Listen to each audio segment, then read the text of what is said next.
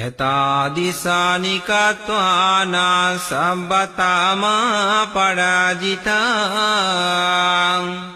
সাব্বাতা সুতিঙ্গাচ্ছন্তি তং তে সমঙ্গলমুত্তমন্তি এতেনা সস্বাজ্যেনা ভূতু তে জয়মঙ্গলং।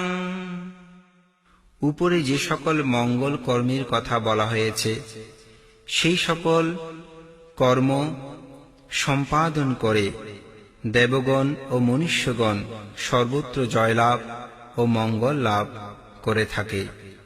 ইহাই দেবতা ও মনুষ্যগণের উত্তম মঙ্গল। এই সত্য বাক্যের দ্বারা আপনাদের সকলের জয় মঙ্গল হোক।